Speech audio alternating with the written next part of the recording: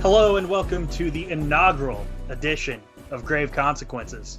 We are the Social Suplex Rudos. We are Caleb and the man known as Maserati. We are here to revisit one of the greatest American wrestling shows, very much ahead of its time. We're here to review Lucha Underground.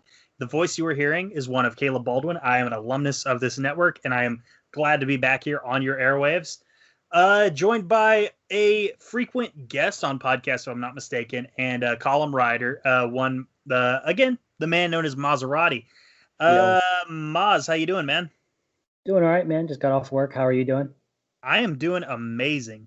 So again, basically explained, that we're revisiting one of my favorite wrestling shows ever, to be completely transparent with you.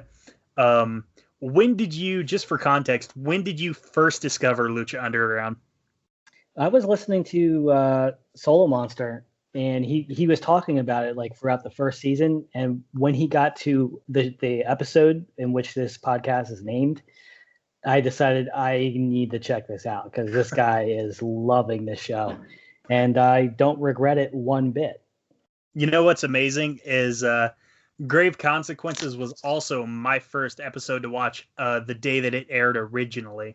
Now, granted, when El Rey was dropping these shows, they would do like 3-hour blocks. So they would do like the previous 2 weeks beforehand. I watched those and I'm like, this show's pretty cool. And then I watched Grave Consequences and I was hooked all the way. And that was in, I believe, March of 2015 is when that episode dropped. By the way, the show debuted in October of 2014.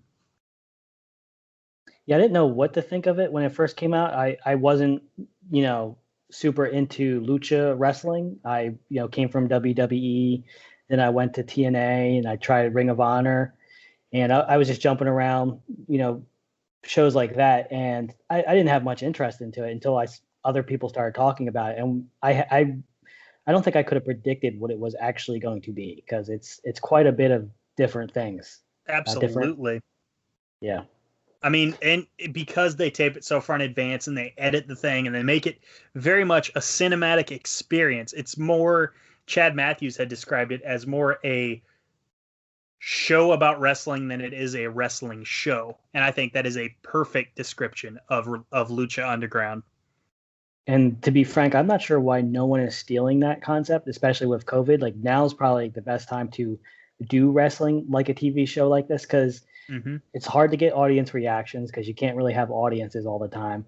Yeah. Like in Japan, they're not cheering, they're just clapping. I think now's the time to make it like a TV show, and it works. They did it for 4 seasons. It was popular for a reason. Yeah, exactly. So, I mean, we've, by the way, you can follow me on Twitter at I am Caleb B. Follow the show on Twitter at, what is the @ name? I don't know. You created it. This is quite the sloppy shop that we're running here, boys. Let's see here. Oh, GC_cast. That is our Twitter. Wow. Also hit up our Gmail if you have any comments, questions, etc., feedback. Grave Consequences Podcast at gmail.com. And again, we are very much glad to be here on the Social Suplex Podcast Network. And Greg, first time, you ready to get into the show? Yeah, sure. Nice. All right, so we start off with some cinematics the very first thing we see on this show. They're going to have to edit this out. Put a timestamp down on your phone. No, keep it. All right, so the first thing we start off with is a vignette. Features 2 thugs beating down a hooded masked wrestler. Another more experienced luchador. I believe this is El Dragon Azteca, if I'm not mistaken. Yes. Runs in, takes out the thugs, spinning head scissors and an airplane spin. That is classic. And the best thing about these cinematics. Yeah, like we're both having trouble saying these words, and we both use them a lot for this. But they mix a lot of like regular fight choreography in there. Like so, it looks like a fight scene you'd see on like a CW superhero show. There's some martial arts, and it's it's not perfect. It's not John Wick or like the Matrix, but it's it's passable for TV, and you can buy it for the time it came out. And it makes it it tends to separate it from other wrestling. Like if you were to have like this happen on another wrestling show, they'd be just only using wrestling moves, maybe some brawling, and it helps set the tone for what this show is trying to be. It's trying to come across as a fight club in a lot of ways, a temple to the death between warriors, and it was refreshing when I first saw it. I was really like, okay, where are they going with this? I mean, I don't want to spoil it, but we're going to see some other things that will separate it from other wrestling shows and make it quite refreshing. Absolutely. Oh, and by the way, after he takes out the thugs, he grabs the rookie and he says, "Come with me." And we hear the first loud gong that is synonymous with Lucha Underground. I miss it so much. I do too, man. When I heard it, like I almost got like a half chub. That's how excited I was to hear it, man. All kidding aside, Veteran talks to the rookie, asks him, "What do you know about Lucha?" And then we get a spiel about Lucha Libre, thousands of years history, honored ancient tradition of combat, and he says, "Now it's our time to rise." The next thing we cut to, by the way, Triple Mania, we see a man by the name of Dario Cueto. And he makes a business deal with someone from AAA, probably the president of AAA, knowing how Dario rolls, you know. Yeah. And old AAA business guy says, "You know what? Fine, I'll sign the deal." Oh, and by the way, Dario, Luis Fernandez Gil, told a story to, I think it was Chris DeJoseph, about like when he went to Triple Mania. The crowd knew he was Spanish and not Mexican. And the crowd, as such, heckled the crap out of him. Said some very, very unkind, I think is the nicest way to describe, unkind words about his own mother, for example. Uncouth. Yes, very uncouth. Yes. There we go. Greg, the source there. I'm sorry. No, that's cool because that was in my notes. We were talking about that before. That was in my notes for later. It comes up again, and it's kind of out of the blue. Unless you had the context that you just gave, where it was like, and I'll talk about it when it comes up. But that comes up on the show. They mention it like in passing, and it's a very weird thing to just hear out of the blue. Like, oh, okay. Yeah. So after all this is explained, the rookie shakes the veteran's hand, and whoever this may be, we'll see him later, has decided he's going to start training. And that is a arc that we see throughout the series, man, because that is the best thing about Lucha Underground is episodes build on each other. It is a proper TV show. Mm-hmm. Yes. Very much. It's not even, I hate the term long-term storytelling because all storytelling should be long-term unless the story ends. It should keep going. Mm-hmm. But it's very much written like a season. It's not so much... It's booked, but it's written like a show. Like it has, the finale. And it has arcs that will begin and end at a season or carry over as needed. And like you had said, it is written like a TV show. It works, I think. Yes. And people have talked about like injuries and having off time for wrestlers. It's something that's not going to happen. And for other reasons, it didn't work out for Lucha Underground. Like a lot of wrestlers, couldn't make money because their contracts were so strict they couldn't wrestle when the show wasn't happening. Mm-hmm. I think it was just on TV, but that's where the money is. But it would provide people time to heal from injuries. Yeah. It would have some off time, but that's never going to happen, unfortunately. But it's an interesting concept. Yeah. So cut to, we enter the temple for the first time ever. And we are introduced to our commentators of Matt Stryker and Vampiro. By the way, having heard Vampiro on various Triple Manias since this show, I am convinced that whoever edited this had to work triple overtime because they made Vampiro sound like a god on commentary. Yeah, Vampiro, like the following interviews I've seen with him, I don't know if you know this, but he claimed on the Chris Van Vliet show that he has dementia. Oh, really? That doesn't necessarily sound impossible. It does seem to explain a lot, like any of the beefs and the controversies that have happened to him between other wrestlers. The blatant like lying about like being the bodyguard for Milli Vanilli, for example. Oh, that was about right. I believe that's an outright lie, but yeah. I mean, I think he's a habitual liar. I think. Yeah. What's the word for that? Where you're Compulsive. compulsive liar. Yeah, I think he's that, but I kind of do believe. I mean, he could be lying about having dementia, but he could have, because there's some things it's like, why would he even say that? Again, it's not unreasonable to think that he's not lying about dementia. And we can edit this out, but do you think NWA could have used that editor for Cornette? Yeah, I would say they could. Yeah. That would have saved NWA. Well, not with Stroke Daddy Ricky Starks might still be there if that didn't happen. Might, yeah. That's the person they needed to hire for NWA, because it wasn't just Logano that was just he was the only one. I believe Logano was the only one editing. Yeah, that was a mistake. He should have to, especially with Cornette. But hindsight being what it is. Yeah, hindsight is 2020. Matt Stryker on play-by-play, and Matt Stryker he gets a lot of grief, but I think he excelled here very well, especially helping out Vampiro, for example. I used to hate Stryker because I remember I watched NXT when Daniel Bryan was on there the first time. Mm-hmm. Game show, the way he talked to them, those wrestlers, was so disrespectful, because it was supposed to be like a game show, like a corny game show. And I understand that he was told to do that, but I hated him for the longest time. But he does pull a 180 for me as a commentator in Lucha. I mean, he carries Vampiro a lot. Absolutely, man. Absolutely. Oh, by the way, it's worth mentioning that each episode has a title, like a TV show, and this episode is called Welcome to the Temple. Very fitting. Mm-hmm. Yeah, it fits, certainly. We're introduced then to the lovely Melissa Santos, the ring announcer, and this episode was actually, and we'll talk about it as the series goes on, this episode is where Melissa Santos met the father of her child, for what it's worth. It's not possible. Or pardon me, this show, yeah. Yes, he is very much a machine, so maybe the Melman's kid. Who knows? All kidding aside, Melissa Santos is there to introduce us to Dario Cueto. And Dario Cueto comes to the ring, briefcase in hand, basically cuts a promo, says, this temple, this isn't for children to cheer for heroes. This is a temple to exercise ancient traditions, as Dario would say. Like courage, honor, and his personal favorite, violence. And that is an arc we will see throughout the show. And I just love the way he hits that violence, man.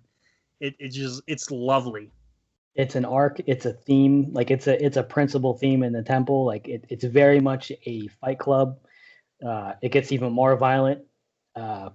He's a great character. And I think, it's kind of crazy that he's not anywhere else. I mean, maybe he is. I don't follow AAA, but he was such a good character. He's probably the best, in my opinion, besides Vince McMahon in the highlight of the Attitude Era. Well, you know why you like him so much? Sorry to cut you off, but you know why you like him so much? No. He's a real actor. Oh, yeah, he is an actor. Yeah. I mean, he's good. He's probably one of my favorite. If he's not the best, he's the second best authority figure I've ever seen. Yeah, absolutely, man. He's definitely Mount Rushmore of wrestling authority figures, in my opinion. Yes. Dario. And that's the point where, and that's the part where Vampiro brought up the Spanish versus Mexican thing, where it's like, oh, they're not going to like him because he's actually Spanish and not Mexican. Yeah. Because in the temple that he owns, apparently you're only supposed to be Mexican. Yeah. He is, and that, to my knowledge, and again, I'm just a white boy from Oklahoma, but to my knowledge, the Spanish versus Mexican thing, that's very real. Yes, it is. Yes. So Dario has the briefcase, and again, this isn't a Chekhov's gun situation. The briefcase is there for a reason. The briefcase is holding in it 100 large, 100 G's, man. 100 G's. And the luchador who impresses him the most will receive this money at the end of the night, something of a signing bonus. And in his words, here is your chance to get rich or die trying. It's the fight of the night bonus, or that Dana White would give you. Yes, exactly. And I again, it's become a bit of a cliche, but to hit that line of get rich or die trying, and the way he hits it with his with his affect and everything. It just sounds amazing. It's a great setup, and it Yes. helps get you hyped for the rest of it. And going back, I'm only more hyped for the rest of the season, because when you first Yeah. start watching, you're like, all right, well, let's see where it's going. But you and I, knowing where it goes, yeah, pretty hype. My only regret is that we didn't get a season 5, but such is life. Yeah, that unfortunately factors outside of it just being a good show. Mm-hmm. By the way, I think some of the bad contracts didn't help, and I don't know, maybe they just weren't advertising. El Rey cut the crap out of the budget in the 4th season too. That didn't help. It didn't help. They were losing some wrestlers. I mean, and I frankly, and maybe I'll save my comments for later, but I had some issues with some of the choices and some of the booking. I had some you mean like this first match, for example? Sort of. I more about how I had more issue with the decided finishes and the how matches ended. Like it seemed like a steep drop, considering you can edit matches because it's not filmed live. It seemed like there was some, I don't know, lazy choices when it comes to certain things, and some downright questionable decisions. But everyone knew it was ending, so no one was really complaining. Yeah. You were just happy you had more lucha. Exactly. So the very first match of Lucha Underground, we see Blue Demon Jr. and Chavo Guerrero Jr., as it were. Shake of hands to start the match. By the way, Rick Knox ref this match. You see a lot of PWG officials in this, by the way, because it's filmed in California as well. So let me just get into a quick recap. Chavo gets Demon into the corner. Clean break. Chavo with a side headlock takeover. Demon with a head scissors. Chavo kips up. We have a stalemate. Test strength applied. Chavo gains advantage. Near fall comes off of a snapmare from Chavo Guerrero. Demon misses a clothesline. Chavo hits an arm drag. Demon spinning head scissors. And by the way, Blue Demon Jr. is a relatively older wrestler when this match is happening. So yeah, it's a little slow, but for how old he is, I was not necessarily disappointed with his effort. Yeah, it was very much, if you follow New Japan, it was very much a New Japan dad match for Blue Demon. I was impressed that he did the head scissors, but they were scary and they were they weren't sloppy. He was doing it to the best of his ability. It wasn't because he was not trying. It's just his age, and his body. He probably shouldn't have been trying head scissors, but because it's a lucha match, he's got to do something. Yeah. Chavo gets another pinfall off of a tilt-a-whirl DDT. Chavo sends Demon to the outside, wipes him out with a slingshot plancha. Back in, Chavo heads up top for a moonsault, gets crotched by Demon. Demon with a slam, heads up top, favoring his knee. Demon goes for a senton. Chavo moves out of the way. Chavo gets a near fall. Demon sent off the turnbuckles, placed up top. Chavo goes up with him, goes for a super Rana, but Demon counters with a powerbomb for a near fall. Sharp shooter style submission. That's a lot of S's right there by Demon, while pulling on Chavo's arm, and we get a submission. Wow. Vampiro said it was a Scorpion Deathlock, but it didn't. It looked like not the El Paso from Lasso from El Paso. Yeah, it didn't look quite like that. It was kind of like it was sort of set up that way, but it did seem slightly different. But it was like a sharpshooter Deathlock type of submission, and it was surprising to see the submission. There actually a lot of these matches surprised me with the outcomes and what was happening. I do not remember a lot of this. I didn't remember Chavo tapping out. And you don't, for like an opening match, usually they're a little bit more hype. I mean, not that it was bad or it wasn't exciting, but you don't tend to think of submissions. Most people don't tend to think of submissions as entertaining. I do like submissions, but normally you expect some kind of like high impact finish. Yeah, with it, but it was still enjoyable. It was still good. Yeah, absolutely. I do like that it was a refreshing change for like an opening match. Mm-hmm. And that is, by the way, to anyone who does Lucha Underground trivia, remember that is a good factoid to know. I already forgot. By the way, after this match, Dario Cueto speaks with Conan. Cueto says he's happy he's working for him. Conan says, I ain't here to work for you. But that guap? Sure. and you say you want to see the best fighters, I got the best fighter out there. Just peep out the window. And he's from the barrio. He's talking, of course, about Prince Puma. Cueto says he thinks there might be some luchadors who feel differently. For example, Johnny Mundo, who, as they advertise, will be wrestling his first match in 3 years. Now, granted, this is his first televised match in 3 years, but not quite his first match in 3 years, because John Hennigan, a.k.a. Johnny Impact, a.k.a. John Morrison, a.k.a. whatever, hit the indies for 3 years, of course. But, to say, hey, 3 years retired, now he's back, that's cool. It's wrestling truth. It's not a lie because it's wrestling. It's is it a lie if you believe it? Yeah. And someone fell for it. And this one was the interesting point I was telling you about off the air. How Conan says that Prince Puma's spirit animal is a jaguar, but he's Prince Puma. Yeah. And I googled it, and a jaguar is not the same type of cat as a puma. Like a puma is a puma. A jaguar is a panther, right? It seemed like a very odd thing to compare him to a different cat when he's already a puma. Mm-hmm. Yeah, it drove me crazy. Way to keep it 100, Conan. He didn't. Yeah, he dropped the ball. He did drop the ball. By the way, we just went right into the next vignette, which I'm okay with. Went right into the next vignette. Conan talking to Prince Puma, who's training, hitting the heavy bag, doing all that, rolling. And he explains way before Game of Thrones, Aztec warriors would claim the head of their fallen opponent, which is why the mask has become the symbol of life in our sport. That is nice storytelling for the casual viewer who is like, hey, why did these guys wear masks all the time? That is dorks. Nice. What's that now? They're dorks. I thought it was because they're ugly, but yeah. I'm just kidding. Prince Puma was born to be a Lucha Libre legend. It's in his blood. After watching the way he fights, it's making me a believer. The legend of his tribe has shown him his destiny in Lucha Underground. I will show him his glory.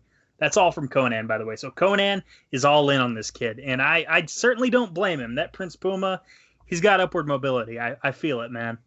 Should we say who he is, or just I feel assume? like, let's say, cast of characters here. Prince Puma, aka Ricochet. Yeah. Yeah, let's treat all our viewers like this is their first time hearing about Lucha Underground.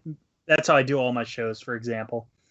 Yeah, Conan's not blowing smoke. He's legitimately talking about one of the best wrestlers there is. Absolutely, yeah. Like, people love to forget about that because he's kind of on the sidelines on the main roster right now, relatively speaking. But yeah, Ricochet is legitimately one of the best athletes in wrestling. Easily. Mm-hmm. Vignette on Sexy Star, who talks about her past being abused, but she says she's here to fight for girls, and she's here to fight for girls who need heroes because every woman is sexy and every woman is a star. That's her catchphrase, by the way, and it's a good one. Okay. But Sexy Star kind of sullies her reputation a couple years down the line, but. And she doesn't act so much as a star. Like what's the WWE program? Be a star. Yeah. Don't be a bully. Be a star. She's very much being a bully and not a star.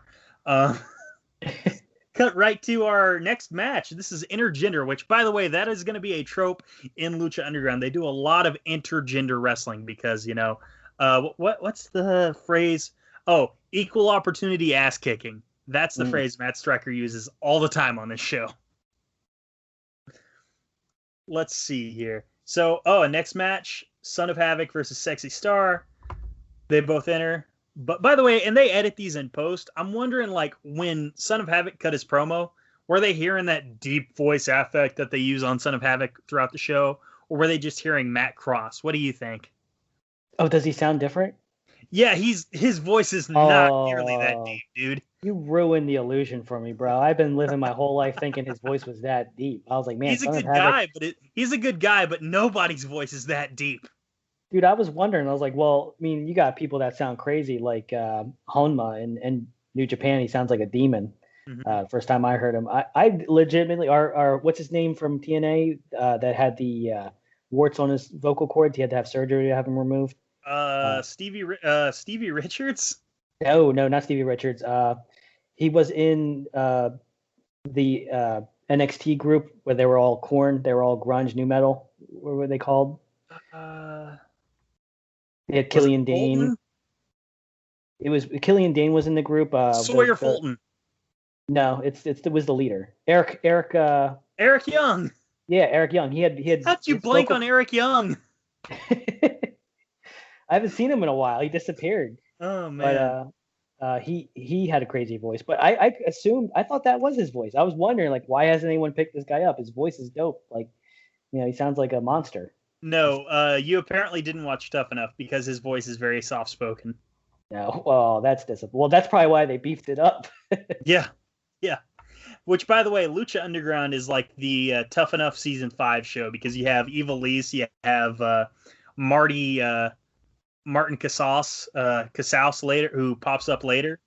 Again, you have Martin Casals, who pops up later, and you have Ivelisse and Matt Cross as well. Those are all that are coming to my mind right now. But yeah, pretty good cast there. And this was an interesting match because it started off kind of, in my opinion, generic of him coming out saying, "Oh, women aren't as good as men," and just being felt very Andy Kaufman. Yes. Yeah, it was very like, okay, it's old school, chauvinist. It's like, all right, well, we know where this is going. He's going to get his ass kicked, and Sexy's going to teach him a lesson. Yeah. But I wasn't excited when this match started. And one thing I noted is with these shows, a lot of the matches start without the music, without the entrance music. And you normally would think that's like a jobber entrance for other shows, but for Lucha, they just didn't have enough time to include all the entrances. Yeah. Yeah, and not only that, again, like when these luchadors come out, the live audience is not hearing this music. They're just reacting to nothing, which to me, that is a wild style choice that they made. I didn't even know that. I thought there was music. Nope, not in the arena. That was added in post. That explains it because I remember a few episodes I'd hear the music barely. Like I didn't even know what Pentagon's music was supposed to sound like until I found it on YouTube because the crowd is so live for these guys. Absolutely, it's like the best crowd. But yeah, match starts. Son of Havoc tells Sexy Star, "Hey, I'm not gonna fight you. Leave the ring." She says she starts to leave, gets back in, unloading lefts and rights on this guy. Havoc shoves her down a couple times, hits a shoulder tackle. Havoc then removes his ring jacket. Star avoids a springboard moonsault, hits a Rana. Star goes for a wheelbarrow, but Havoc slams her down face first. Star goes up and over, but Havoc catches her. Star is sent onto the apron, slaps Havoc, and heads up top. Crossbody by Star for the near fall. Star off the ropes. Havoc catches her with a backbreaker, and that gets him the win. It was a surprising finish because I completely expected her to get one over, especially after the intro of her. That is a weird way to introduce her, in my opinion. Yeah, to cut the vignette and then have her lose so quick and off a backbreaker. And to be fair, like I would be super critical if WWE were to do something like this, or even AEW. Like I would be like, why did you already bury this person? You just hyped them up and you already to a backbreaker, no less. Like the gimmick was that he pulled the tights. Yeah. Or that was the kind of the idea, but unless if they didn't tell me that on commentary, I wouldn't have picked up on it. Yeah. It was different. Yeah. So right after this, we're back from a commercial, which again, if you're watching this in 2020, you didn't get a commercial. I guess you did, but not connected to the show. Anyway, Cueto walks up to Chavo Guerrero backstage. He asks him what backstage. He says, "Hey, what happened? Leave that in." Yeah, leave that in. Leave all my faux pas in. Make me sound like an idiot, which I am. He's like, "What happened out there, man?" I thought for sure you were gonna win. You could have sent Blue Demon into retirement and shown that the Guerrero family is the greatest family in the history of Luchador. What do? You tap out. Cueto is just laying into this guy. What would your uncle? He says, "What would your uncles think?" And hey, just so you know, you're not getting the guap either. You're not getting this 100K. So nice little slap in the face to him. Just insult upon insult upon insult to injury. Oh, and he says, "Hey, but you know what? Since you didn't finish off Blue Demon, I'm going to bring in someone who will. But, once he's here, I don't know that there's anything we can do to stop him." And he says, 1,000 deaths might be coming for us all. Oh, yeah, I'm so happy. Oh, boy. Mil Muertes is the man they're alluding to, by the way. He's in the I match that guess this podcast is named after. exactly the first match. This well, anyway, whatever. This isn't called Grave Consequences 2. It's called Grave Consequences. So yes, he's in the match this is named after. Mil Muertes is amazing. He was the former El Macias in AAA and the former Judas Macias No, in we don't talk TNA. about that. We don't. That never happened. That never happened. It's the two different people, as far as I'm concerned. They are not the same person. It's impossible. Let's see here. So I want to talk to you guys about the main event, which is Prince Puma versus Johnny Mundo. But before I do that, I want to tell you all that support for Grave Consequences is brought to you by Manscaped, the best in men's below the belt grooming. Manscaped offers precision engineered tools for your family jewels. They obsess over their technology developments to provide you the best tools for your grooming experience. And you know what? I'm glad I got my shipment in the other day because I'm going to be honest with you guys. I like to manscape. And doing that with a pair of clippers, that can be trouble. So I am glad I got the Lawnmower 3.0, which, by the way, Manscaped redesigned the electric trimmer. The Manscaped engineering team spent 18 months perfecting the greatest ball hair trimmer ever created and just released the new and improved Lawnmower 3.0, which I alluded to already. Their third generation trimmer features a cutting-edge ceramic blade to reduce manscaping accidents. Millions of balls are about to be nick-free thanks to Manscaped's advanced skin-safe technology. Pardon me. Manscaping accidents are finally a thing of the past. When I tell you this is premium, I mean premium. The battery will last up to 90 minutes so you can take a longer shave. The water-resistant technology allows you to groom in the shower.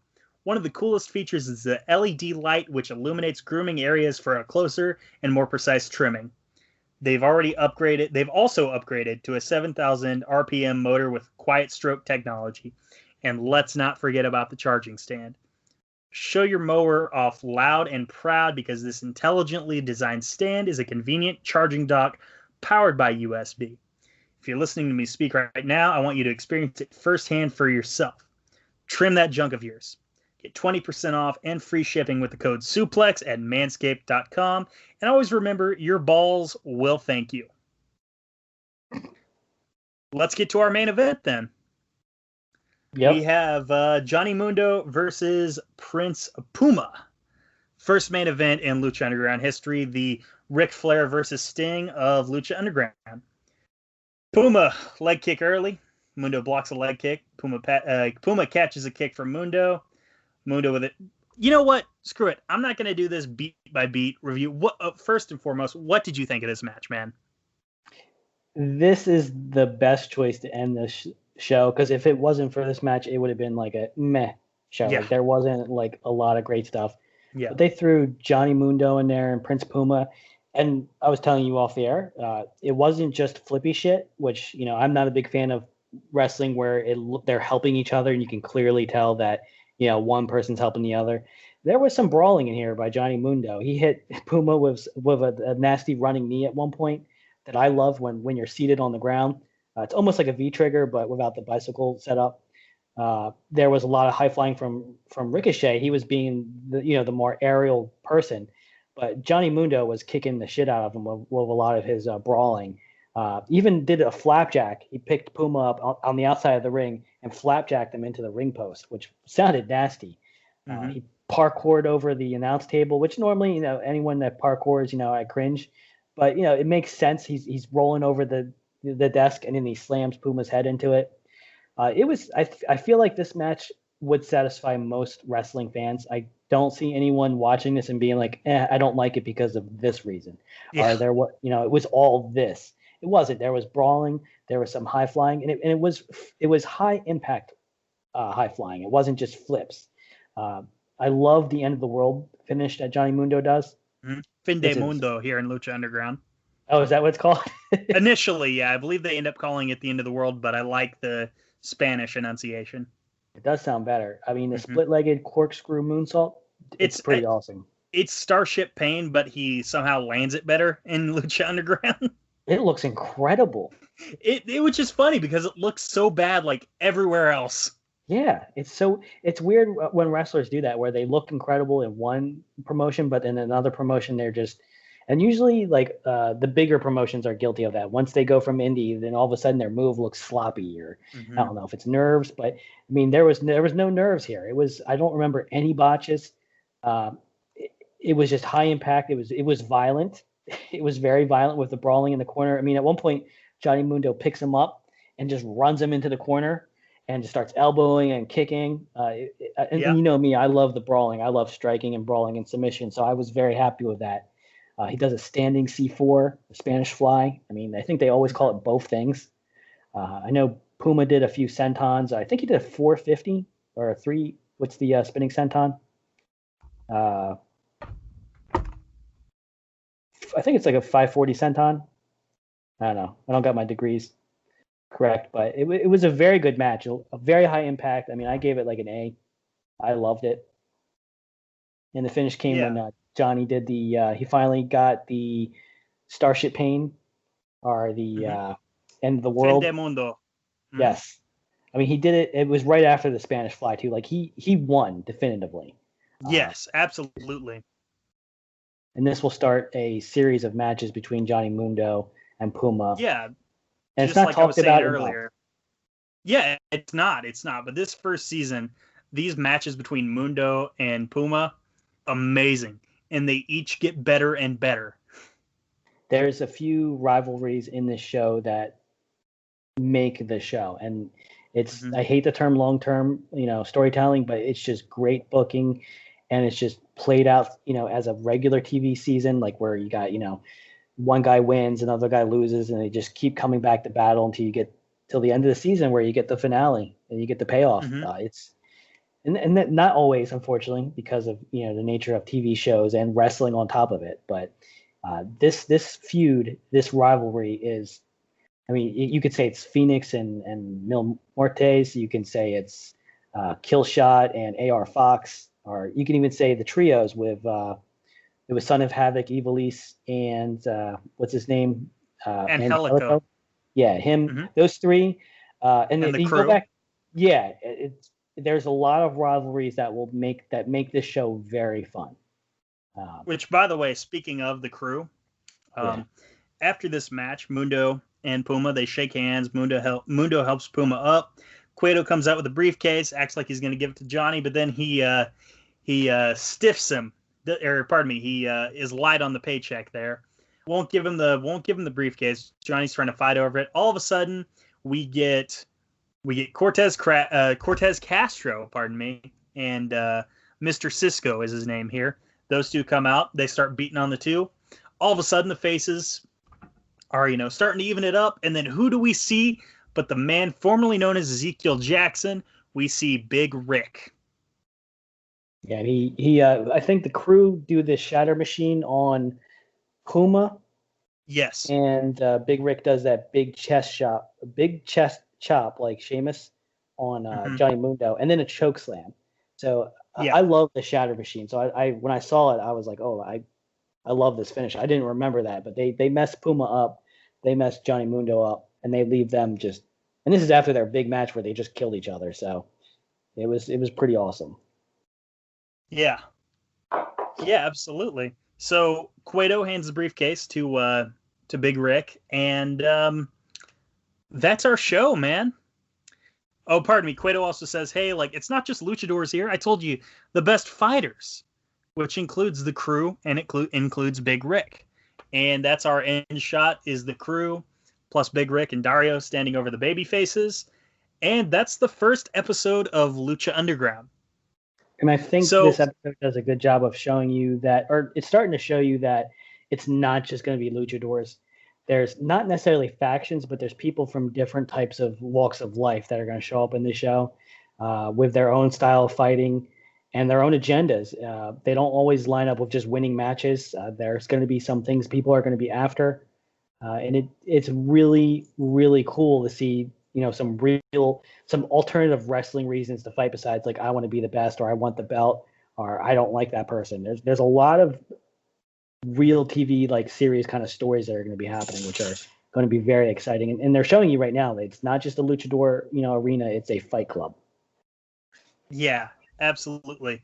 So one thing I like to do on Eddie and Caleb's HeroCast, shout out. That's another show I do. Drops every Wednesday after NXT. But yeah, Eddie and Caleb's HeroCast drops every Wednesday after NXT and AEW. We review hero movies in chronological order, and we do grades from 1 to 10 on what we thought of the movie. And if you like Maz, I want to bring that over here, if that's all right with you. I don't care. You don't care. You don't care.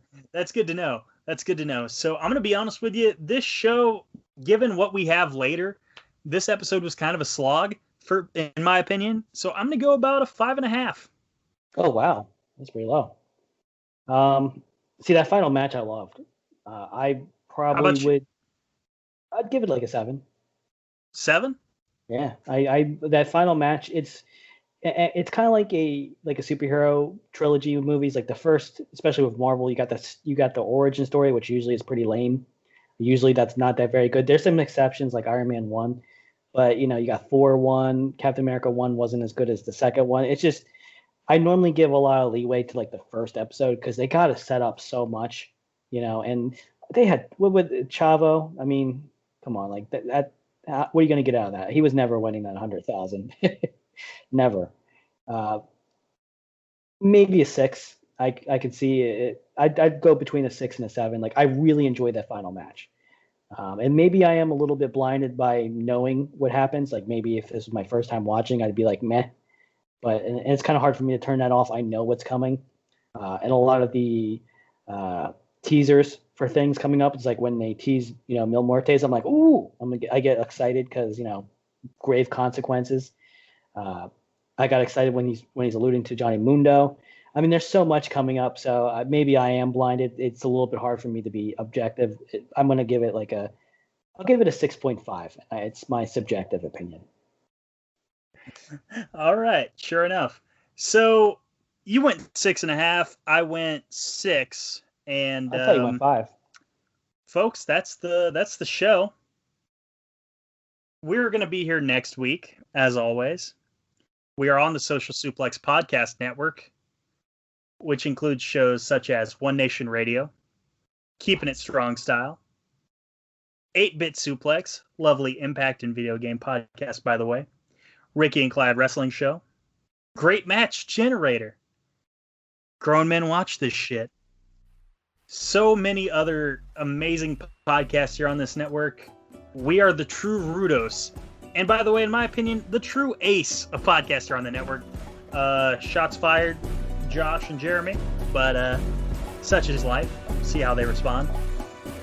And folks, we're going to get out of here. Always make sure you listen, or there will be grave consequences.